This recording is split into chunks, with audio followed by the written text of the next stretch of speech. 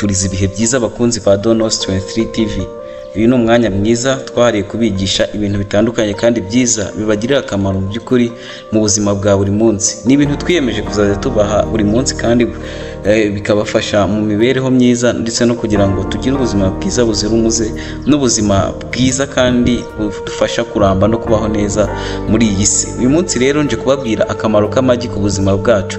Akenshi dukunda kubona amagi, bamwe ugasanga ntitwifuza no kuyagura cyangwa kugira ngo tube twashyira ku bifungurwa byacu bya buri munsi cyangwa se tuyarye kenshi bishoboka, kubera ko tuba tutazi akamaro kayo n'icyo ashobora kutumarira mu mibereho yacu, mu buzima bwacu ndetse n'imigendekere myiza y'imikurire ndetse no kugira imbaraga k'umubiri muri rusange. Ni byiza rero kurya amagi bitewe n'ibintu bitandukanye ngiye kukubwira muri iki kiganiro, uraza kumva kandi ukamenya. Niba wakunze rero iki kiganiro cyangwa ibyo tugiye kukubwira, kora subscribe, kore share, kore comment kuri Donos 23 TV kugira ngo tujye tubana tuganire kandi tubahe ibintu byiza byuje ubumenyi kandi bifite ingirakamaro mu mibereho yawe ya buri munsi.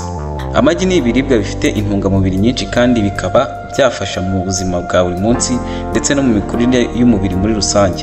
Kurya amagi bishobora kugira ingaruka nziza ku ndwara zimwe na zimwe umuntu ashobora kugira mu mubiri, aho amagi ashobora kukurinda indwara zimwe runaka ndetse akaba yanagufasha kurwanya zimwe mu ndwara zishobora kwibasira umubiri no kwataka umubiri muri rusange.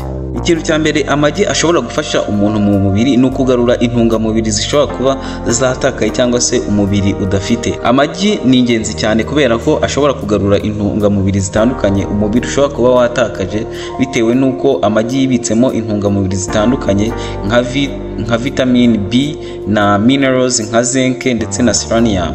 Ibi bituma bifasha umubiri kuba wabona izo ntungamubiri ndetse umubiri ukaguma umeze neza, uhumeka neza. Bivuze ko iyo wabuze intungamubiri mu mubiri wawe ushobora kubona gukoresha amagi ndetse ukaba wakwifashisha amagi bigatuma umubiri wawe wongera kumererwa neza. Ikindi, amagi afasha mu bwirinzi bw'umubiri, immunity. Ahangaha amagi ashobora gufasha mu guproducinga abasirikare bashobora gufasha umubiri kwirinda ndetse no kuba mu gihe umubiri wenda wakomeretse cyangwa wagize ikindi kibazo bishobora gukira byihuse ndetse ikagaragaza neza kugira umubiri utunganye kandi unoze umeze neza, utarimo ibintu biwangiza ndetse n'ibintu bishobora gutuma wangirika ku buryo burambye. Aya magi rero ashobora kugufasha mu kuba umubiri wawe wamera neza ndetse umubiri wawe ukagira ubwirinzi burambye ndetse ufite ingufu.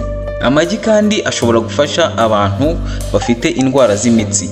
Ahangaha ni ingenzi cyane kubera ko usanga abantu benshi barabasiwe n'imitsi, ugasanga benshi bararibwa imitsi, bararibwa ingingo zitandukanye kubera ikibazo cy'imitsi.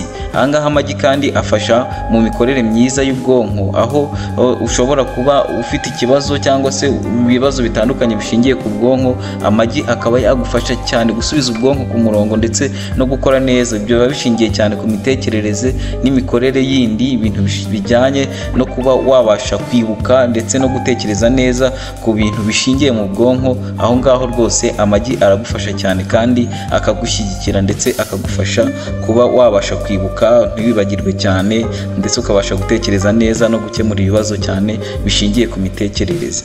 Ibyo biterwa n'uko aya magi yifitemo vitamine B12. Iyi B12 ari ishobora kugufasha muri ibyo byose ndetse n'izindi vitamini zifasha mu mikorere y'imitsi muri rusange.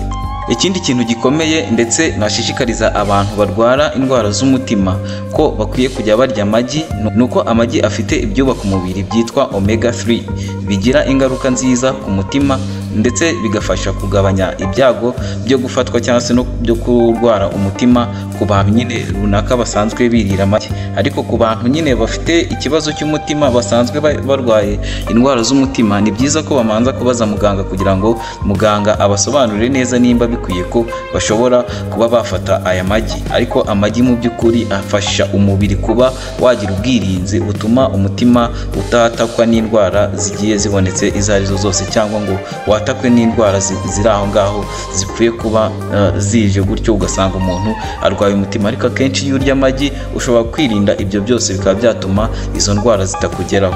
Ikindi kintu cy'ingenzi amagi cyangwa se gufata amagi ku ifunguro ryawe gishobora kugufasha ni ukuba wagabanya ibinure mu mubiri wawe. Hari abantu benshi baba bafite ibinure mu mubiri ugasanga birababangamira cyangwa se ntibibagendekera neza, ubuzima bwabo kumva nyine barabyinubira bitewe n'ibinure byinshi baba bafite. Nakugira inama yo kujya urya amagi kubera ko amagi yifitemo ubushobozi bwo kugabanya ibinure mu mubiri. Uko urya amagi kenshi niko nyine n'umubiri wawe ugenda uba fit ndetse umubiri wawe ukagenda ugabanyukamo ibinure. Amagi yifitemo ubushobozi bukomeye cyane mu bantu babyibushye cyane, kugabanya umubyibuho, kugabanya nyine ibinure mu mubiri.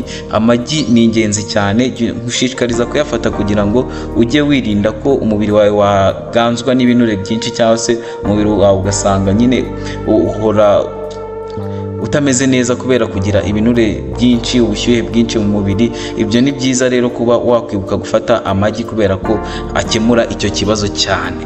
Yego nubwo amagi afite ibyiza byinshi cyane ku mubiri ndetse akaba ari ingenzi cyane ku mibereho cyangwa se ku buzima bwa muntu, ariko nk'abantu barwaye inkorora cyangwa se bagira allergie iyo bariye amagi, ni byiza kwirinda kuba wayarya cyangwa se ukaba wayakoresha bitewe n'uko uzi ko nyine akugiraho ingaruka. Niba uzi ko ushobora kurya amagi akaba yakugiraho ingaruka runaka, ntabwo ari byiza ko ufata icyemezo cyo kuyarya ngo nuko afite ibintu byiza byinshi.